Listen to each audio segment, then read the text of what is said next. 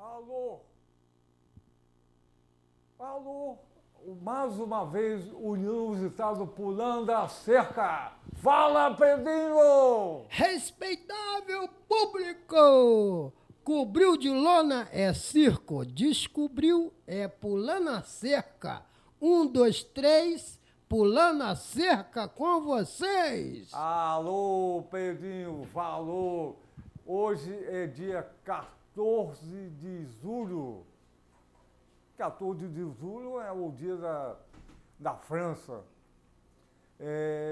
Olha só, o nosso programa não tem pauta, não tem roteiro, muito menos censura. É com a vida. Ô Zé, o apresentador desse programa sou eu, Daniel Suturianski, médico, o único apresentador do mundo que já teve AVC, acidente vascular cerebral, e estamos no ar. O AVC é a doença que mais mata no Brasil. Então, olha só, aqui não tem censura, é como a vida. Pulando a Cerca é um pequeno programa, uma grande bandeira. Todo mundo da equipe participa do Pulando a Cerca. Cada convidado é uma fração especial do Brasil, que há 517 anos vem pulando a cerca. Pulando a cerca. Hoje, 14 de julho de 2017, como se pula a cerca nesse país. Mas o nosso convidado é a equipe, vai ser representado pelo distinto, educado, cordato, inteligente, gostoso. O nosso câmara Manuel Inácio. Vem pular a cerca, Manuel Inácio! Olha que distinção. Oh, bom dia, boa tarde, boa noite. Bom dia, boa tarde, boa noite. Porque o programa repete. Manuel Inácio, há quanto tempo você faz televisão? Desde agosto de 1979. Então, são quantos anos? 40 e um punhado. 40? Não, 40 não, 30... Vai fazer 40 anos de TV, só de televisão faz 40 anos em 2019, se eu estiver nativo ainda. Inácio, você nasceu aonde? Eu nasci no Rio de Janeiro. Aonde? No Rio de Janeiro, na Tijuca, mas sou filho de mineiros, tenho o pé na roça bem fincado mesmo. Se eu pudesse, estava na roça já há muito tempo. Está na roça, né? E qual é a tua idade? Eu estou com 62 a caminho de 63. Que bom. Olha só, você fez xixi, não fez? Depressinha, mas fiz. Depressinha? Sim, porque estava em cima da hora de começar o programa, tive que correr lá e voltar. Mas o xixi é bom. E a tua família mora aqui com você, no Rio? Moramos. Mãe, irmãs no caso, mulher, filhos, genros e noras, todos aqui no Rio. Olha só, então, Manuel Inácio, e como é que foi a tua infância aqui no Rio? Bastante atribulada, Daniel.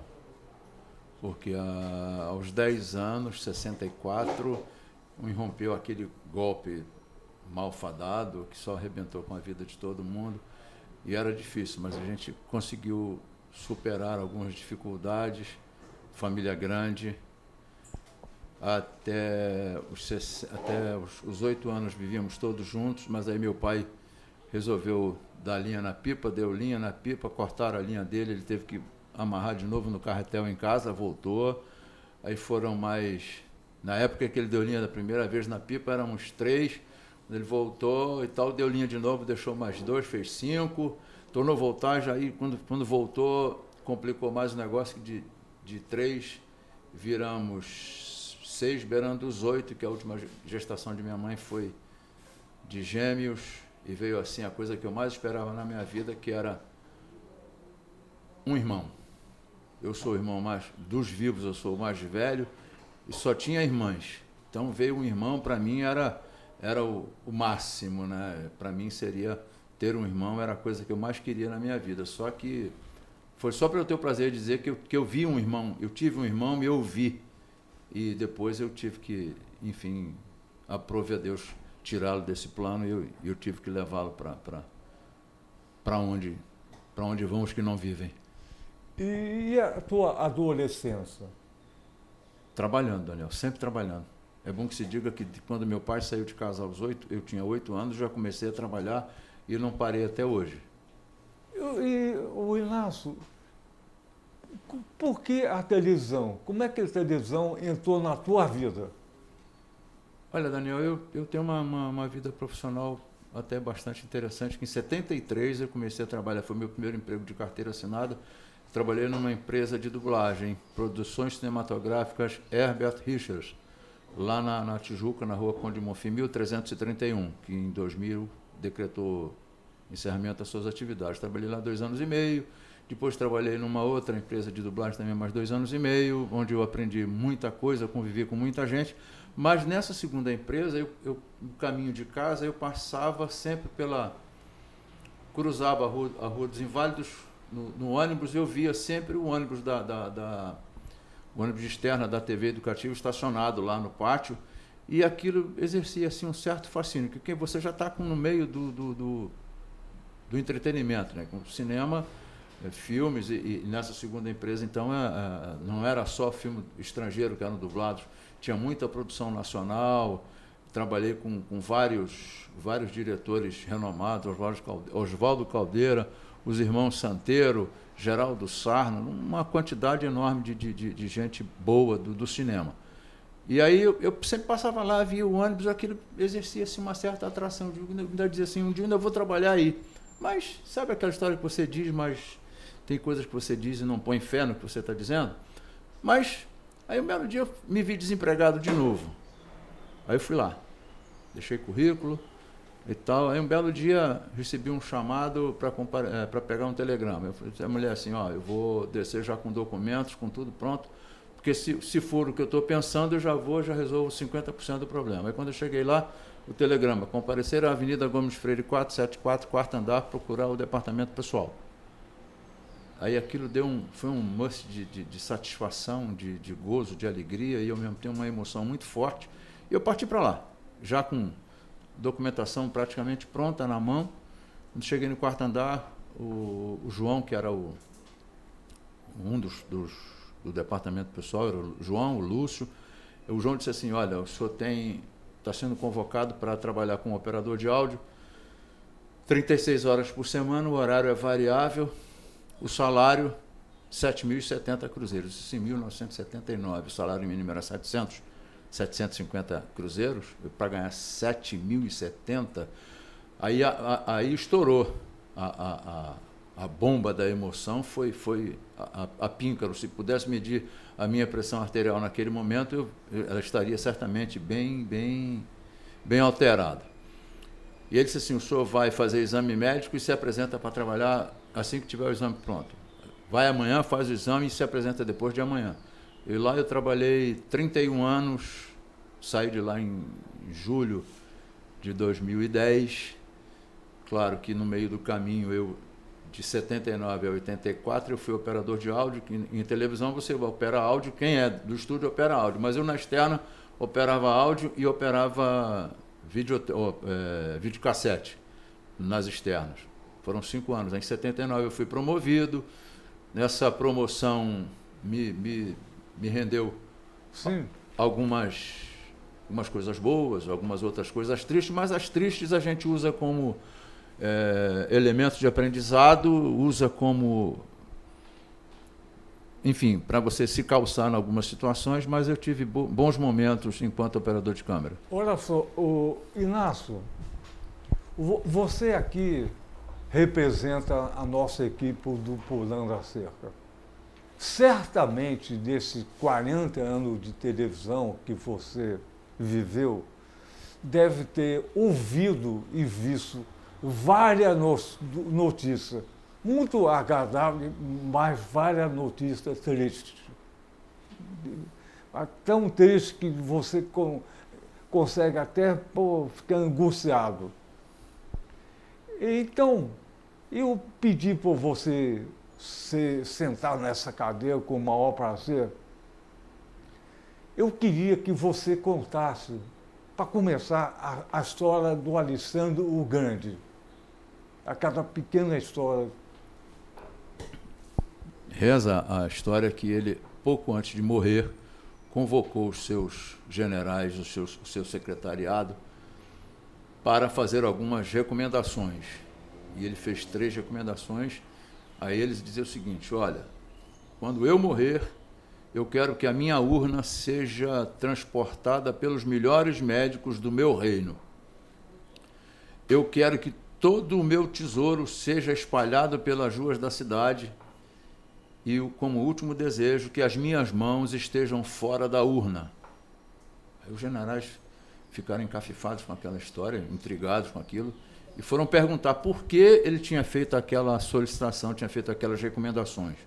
Ele foi dizendo o seguinte: primeiro, para mostrar às pessoas que o médico até pode ter algum domínio, mas ele não tem poder sobre a vida e sobre a morte, não tem poder sobre a morte. Os meus tesouros, eu não vou levar nada daqui. O daqui, o que é angariado aqui, só serve para aqui. Para onde eu vou depois de morto não vai me servir de nada. E eu com as mãos de fora, para dizer ao povo que eu vim vazio e estou voltando vazio, não estou levando nada comigo. Então, essa formidável história, eu vou correlacionar com o AVC. O AVC é acidente vascular cerebral, que é a doença que mais mata do Brasil e no mundo. E quando a pessoa tem um AVC, ela fica caída, cadução, não consegue falar. E a gente sempre divulgou, quando alguém tiver um AVC, ou você suspeitar do AVC, você pede para a pessoa levantar a mão, ela não consegue. Botar a língua de fora, não consegue. Falar uma frase, Inácio é bonito, não consegue. Aí corre para o hospital. Você imagina, essa pessoa tem que ir para o hospital. Corre para o hospital e diz: doutor, isso é AVC? Certamente será. Juntando, parece esse programa parece um mistério. Juntando o AVC com o Alessandro Grande, a gente está vivendo hoje, no Brasil, um fenômeno falecido. O AVC, um AVC no Brasil, o AVC do governo do Brasil. O AVC mistura tudo. Quando consegue sobreviver, fica sequelado. E a história do Alessandro Grande é exatamente o que o Brasil desejava. Mas, ao mesmo tempo, nós temos um AVC em curso e o Alessandro com a recomendação depois da morte e falando da vida. Então, nós vivemos pulando a cerca, pular cerca por cima, pelo meio, por baixo, porque a gente vê o outro lado. E o outro lado não tem sacanagem, não tem corrupção, tem saúde, educação, justiça, mas a gente ficou nesse lado, não conseguiu pular a cerca com essa confusão que o Brasil está vivendo hoje. Parece que o hospício é aqui fora, lá dentro, o hospício formal, lá dentro tem lugar para loucura. Aqui fora não tem. Olha só que perigo que a gente está vivendo. Talvez esse seja um grande período, pior período, até pior que a ditadura que você falou. É uma ditadura hoje econômica. Não tem justiça. Mudou tudo. Tudo que era passou a não ser. Você concorda, Inácio? Enquanto você falava aí do AVC, a minha cabeça trabalhou aqui uma expressão. Na saúde, nós podemos dizer acidente vascular cerebral. E no nosso momento em que vivemos, podemos dizer que é acidente da vergonha coletiva. Trocando em miúdos, é mais ou menos por aí, é o que eu vejo. E enquanto você está louco, quer dizer, supostamente louco, você é enclausurado num lugar determinado para curar a sua loucura. Só que hoje, as pessoas ditas normais estão agindo com loucura, estão dando vazão à sua loucura, às suas neuras, como dizem os psiquiatras, os psicólogos, as pessoas que têm domínio, que podem fazer com que o país vá para frente, estão dando vazão, estão dando lugar a essas suas neuras e tratando o povo como a grande coletividade, tratando o povo como nada. Não é nem resto, digo nada. Nada porque não tem valor, não significa nada. Eu pensei, e não pensei em viver para ver tudo isso que a gente está vivendo. Em função do que a gente passou lá atrás, em função do que a gente viveu, eu não pensei que chegaríamos a este ponto da falência das instituições morais, falência das instituições religiosas, falência da pessoa humana. O ser humano está falhando, está falindo. A morte perdeu o respeito, nós perdemos o respeito pela morte. A morte passou a ser banalizada. Se você passar aqui na esquina e encontrar um indivíduo prostrado ali, crivado de balas, você vai olhar, vai menear a cabeça e vai embora. Não significará muita coisa para você. E é esse estado de coisas em que nós estamos vivendo. E isso, quando você tem exemplos, bons exemplos, você consegue, de alguma maneira, buscar se talhar, se moldar por aqueles espelhos, por aqueles exemplos. Quer dizer uma coisa? O cidadão tinha um filho e todo dia, ao final do dia, ele ia para a bodega e levava o filho com ele. Na volta, no caminho de casa, de quando em vez, ele tinha a lua clara e aí ele olhava para trás para cá ver o filho, afinal, pernas pequenas. Ô menino, por que você está andando com a perna para lá e a outra para cá?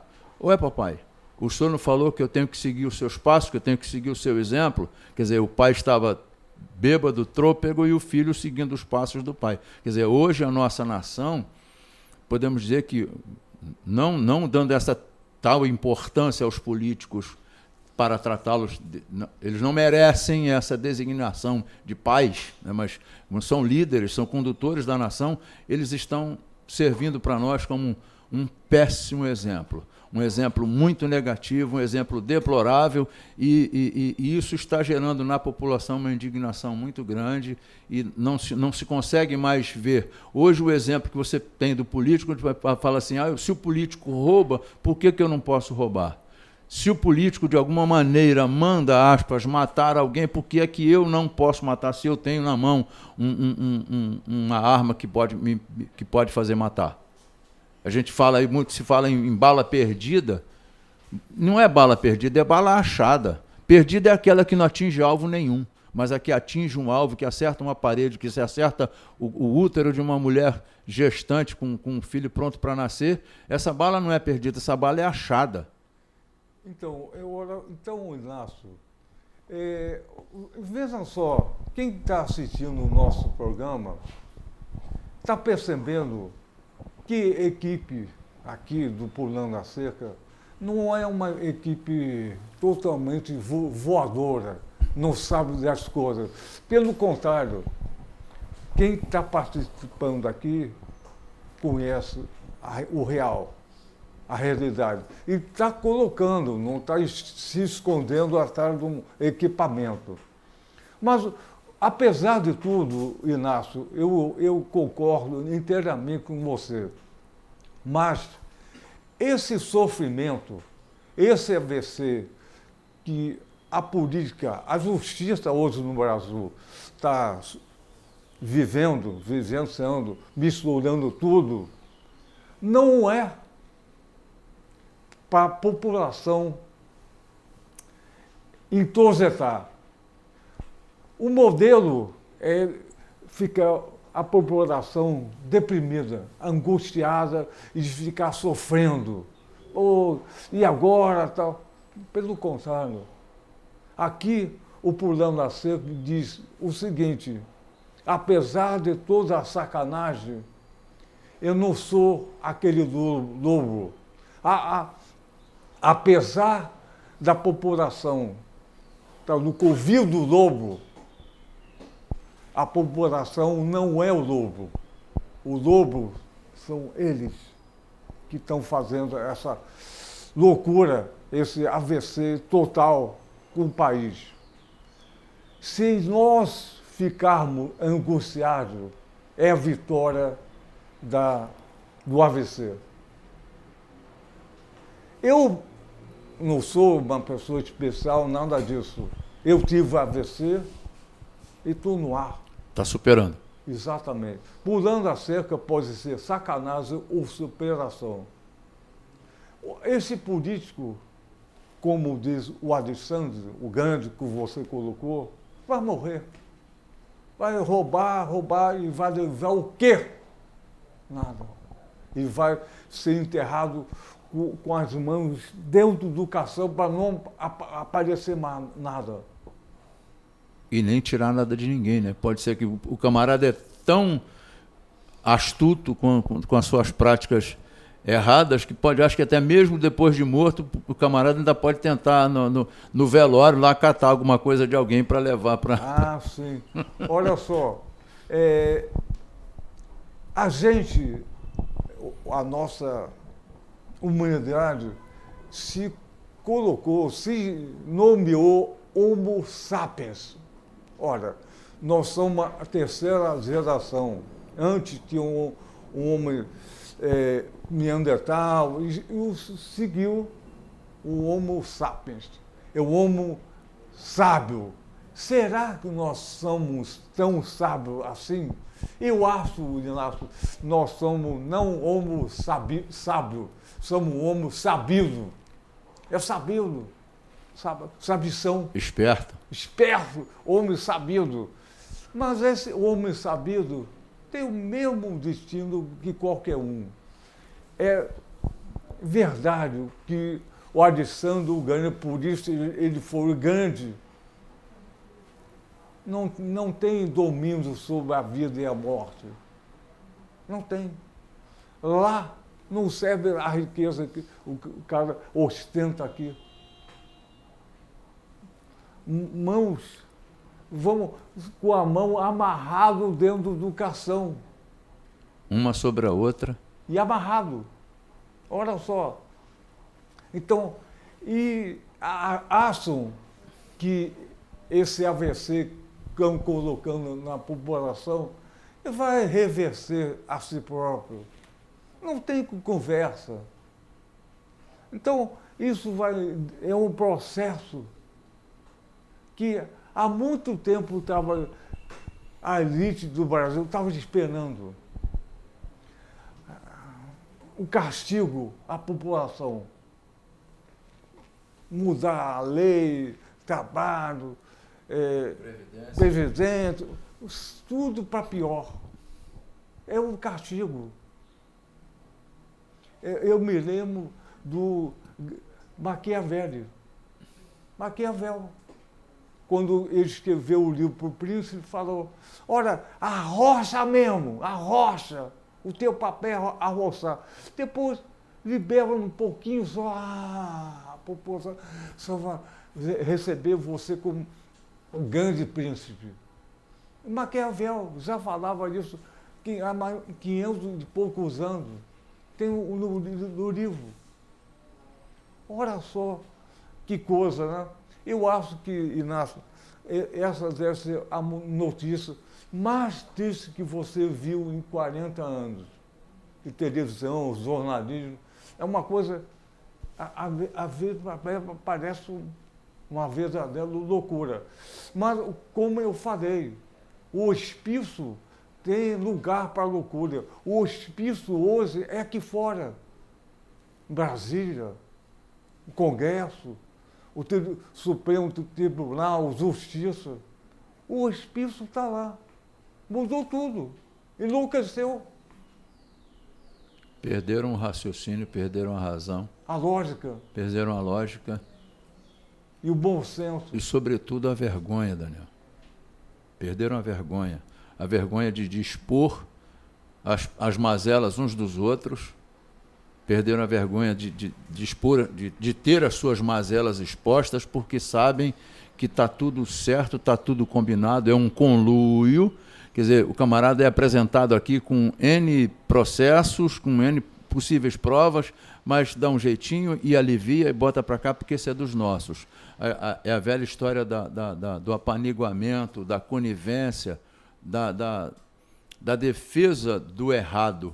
Hoje o pessoal costuma dizer que o errado é o certo é o errado. Na gíria, na conversa na rua, o povo costuma dizer que o poste está mijando no cachorro, e é uma verdade. E o detalhe, você falou do povo, dos políticos. Quem colocou os políticos lá? Foi o povo. É essa a paga que eles dão ao povo? Então, nós estamos a caminho de um ano eleitoral, falta aí um ano e pouquinho, 1 ano e 4 meses. É a hora da gente dar resposta. Eu tenho dito para algumas pessoas, tenho postado em alguns lugares onde eu posso postar ainda, porque daqui a pouco vão começar a tal da censura, nós estamos regredindo, estamos voltando para o século XIX, XVIII. Mas eu tenho dito, senhores políticos, não me procurem, não me venham falar comigo, porque eu não sei qual vai ser a minha reação. O povo deve se preparar, deve estar com o pé atrás, deve estar de guarda alta, o povo não pode baixar a guarda. Porque é para a hora que esses camaradas, esses que estão aí se locupletando de tudo que é do povo, que o povo trabalha e contribui, nós somos o país que tem a maior taxa de imposto no mundo. No mundo. Então eles precisam entender que o povo está de olhos abertos, o povo não está de todo cego, o povo não está de todo desorientado. Tem ainda alguém, ainda algumas pessoas que têm alguma orientação, algum norte. E esses políticos podem se preparar, que o povo vai dar a resposta. É preciso que o povo dê a resposta. Nós precisamos dar resposta a esses caras. Pois é, você falou o seguinte, vai ter um ano eleitoral daqui a pouco tempo, mas nesse modelo que a gente vive, nesse hospício aqui fora, e a renovação? Parece que todo mundo lá em Brasília é conivente com essa esculhambação. Claro que o país precisa de uma renovação. Mas aí a gente pergunta, por quê? Parece que continua a capitania hereditária. O capitão em cada lugar manda. E o país é um país continental. Rico, muito rico em tudo. E essa riqueza não acaba. Então, olha só, que essa história não ia acontecendo num país muito pobre, ia acontecendo num país rico, enorme, continental. E tem muita riqueza. O Brasil, desde 1500, dá e continua dando. É inesgotável a fonte. Exatamente. Dá. E o país parece que está sendo desnacionalizado. Cada vez mais o país é uma multinacional, é uma espécie de multinacional com enorme riqueza. É uma grande holding, vamos dizer assim. Holding. É uma grande holding. E que nós temos, o capital estrangeiro essa história da reforma, da Previdência, reforma trabalhista, isso é uma maneira de facilitar a entrada dos gananciosos para explorar a população. Os caras vêm aqui, trabalham, vai secar a fonte, um dia vai secar essa fonte e vai embora, vai levando consigo a sua riqueza. Um exemplo clássico disso na agricultura, tem um povo, que eu não vou mencionar aqui, mas tem um povo, tem um país que o povo vem para cá, esses lavradores vêm para cá, eles trabalham a terra à exaustão, tiram da terra tudo que ela pode dar, em termos de nutrientes, de proteínas, trabalha a terra, eles são trabalhadores, não vamos negar. Mas quando chega um momento que a terra não produz absolutamente, não pode produzir absolutamente mais nada, é uma terra ruim, tornou-se uma terra ruim, eles aí vendem por qualquer preço. E tem muita gente que se ilude, compra e depois vai ver que a terra não está tão... Vai levar alguns anos para ela se restabelecer, para se recuperar, para voltar a produzir, voltar a ser produtiva de novo. Então, pois é, o Brasil está vivendo esse processo. Só que o Brasil hoje é uma terra muito fértil. Essa reforma para lá, para cá, trabalhista, previdência, porque o Brasil é um país muito fértil. Aqui tem solo, aqui tem sol, aqui tem petróleo, nióbio, minério. A floresta amazônica é única no mundo de riqueza.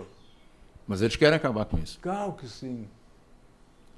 Querem acabar, não. Querem dominar.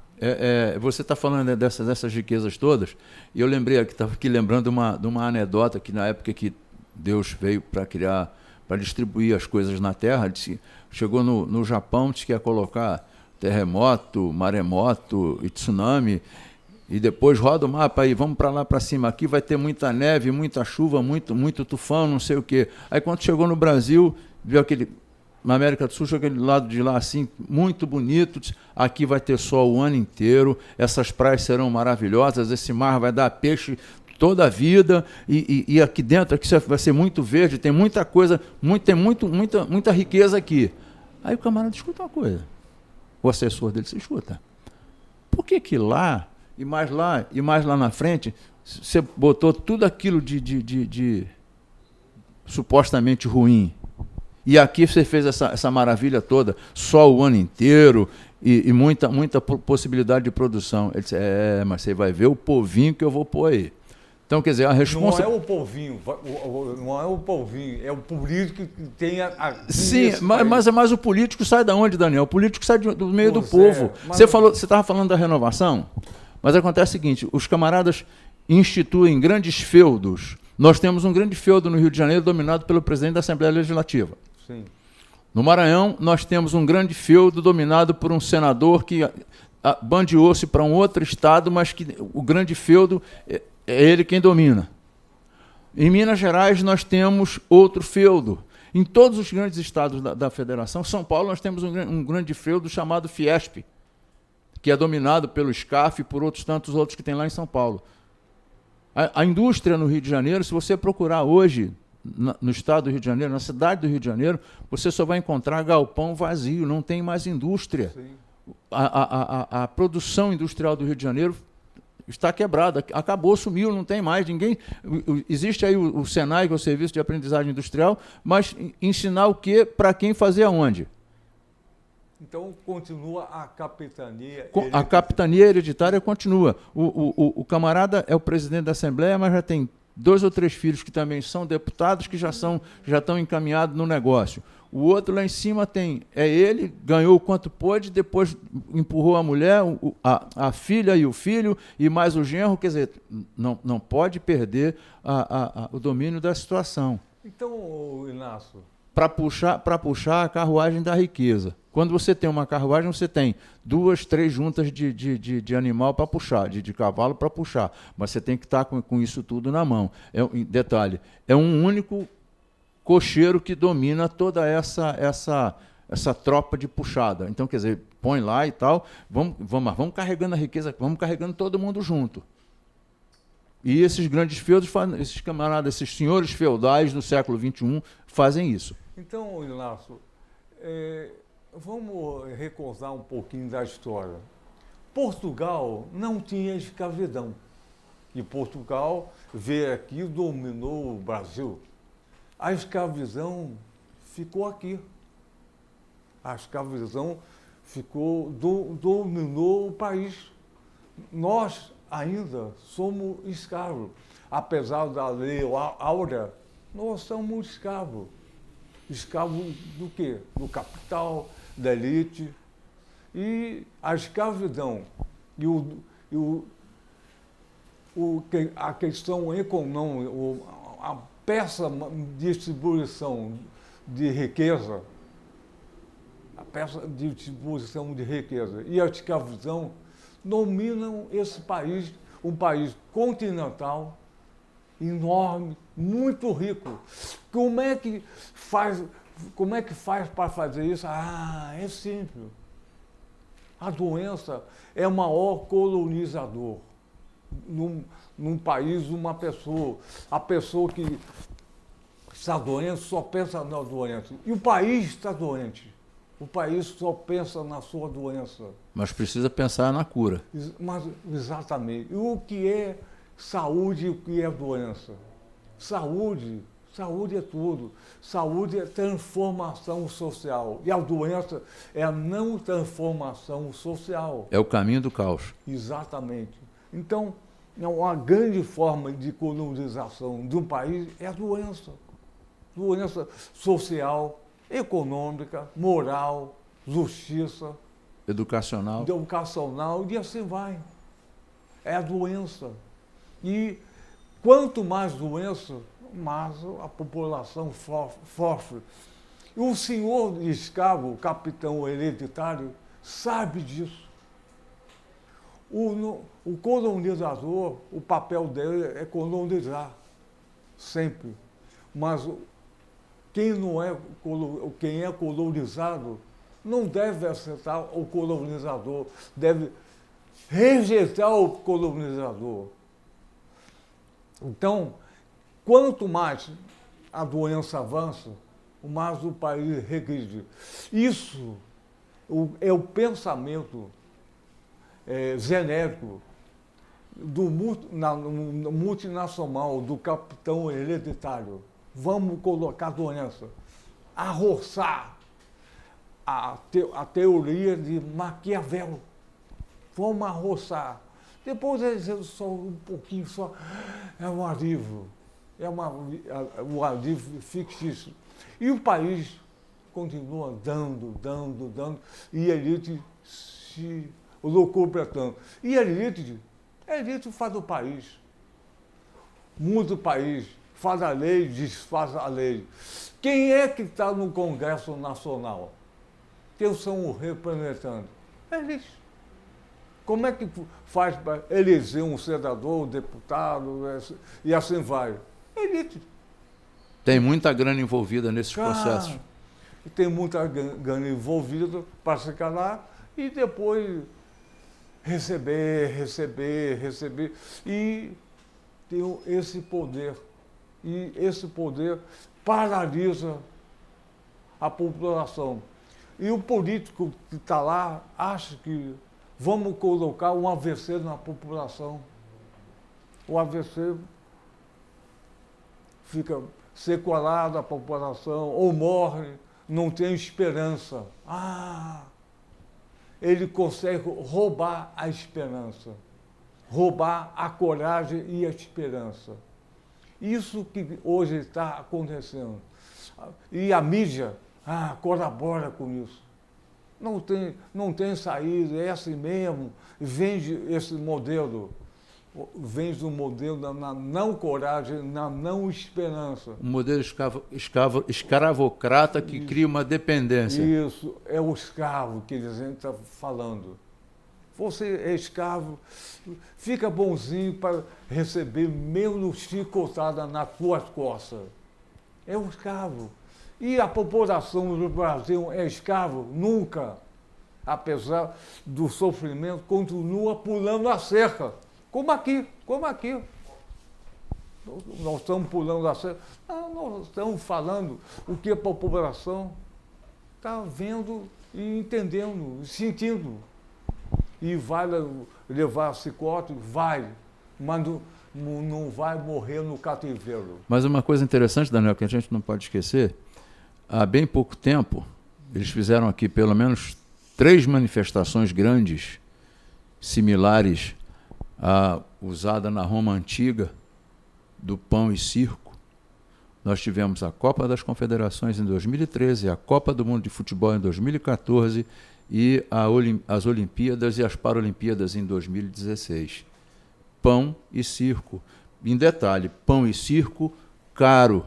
Porque eu, por exemplo, se eu quisesse assistir qualquer um dos eventos que foram realizados na cidade do Rio de Janeiro, eu ia pagar uma baba para poder ir a esse evento. Inácio, vou completar.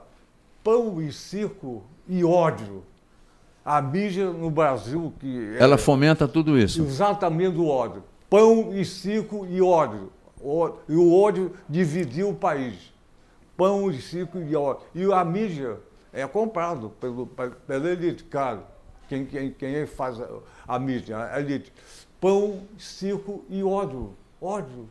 E o ódio dividiu o país. Você hoje, para ter uma posição, falar, dialogar com uma pessoa que tem outra posição, briga, fala alto, pá, é o ódio. Dividiu o país em 2 lados com ódio. Não é isso? A mídia. Zueni Ventura escreveu um livro tempos atrás chamado Cidade Partida, referindo-se à cidade do Rio de Janeiro.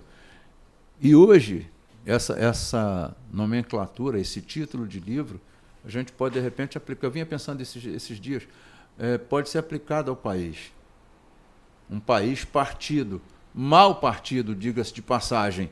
Então, um país mal dividido, porque você tem 1%. Alguém postou fazendo uma referência, usando uma música, que cidadão é 99% ladrão e 1% alguma coisa. E nós, hoje, no país, estamos mais ou menos nessa situação. O país, nós temos 1% que é a elite dominante, massacrante, escravizante, e, e a população é 99% de escravizados, dominados, subservientes, alienados, que de alguma maneira estão carentes de uma liderança nova. Mas aí é aquela história, surgindo uma liderança nova, com novas ideias, com novos propósitos, essa liderança, de alguma maneira, se conseguir chegar a bom termo e fizer alguma coisa boa, tudo bem, mas nem sempre uma liderança que surja com o intuito de eliminar essa doença, essa falta de saúde, vai a bom termo, que eles dão um jeito de cortar o caminho da criatura. Cada vez que o país consegue avançar um pouquinho, tem uma coisa que baixa, uma revolução de uma ditadura, isso aqui, para baixar o nível. Cada vez que avança, e a história mostra isso, cada vez que tem um avanço, pequeno até. Você dá um passo para frente, 5 para trás. Exatamente. E a população tem que ficar alienada, não pensar, e a mídia coloca isso com maior facilidade. Olha só, foi um programa inusitado, aqui participou. Vamos agradecer ao Uninasce, a equipe toda, está todo mundo aí, aqui de trás da Câmara. O Uninasce saiu da Câmara, sentou na cadeira, representando a cabeça da equipe, e vamos terminar cantando. Mais uma vez, 1, 2, 3, pulando a cerca com você. E isso que o país precisa. 1, 2, 3, pulando a cerca com vocês. Vamos lá. 1, 2, 3, pulando a cerca com vocês. Mais uma vez, valeu!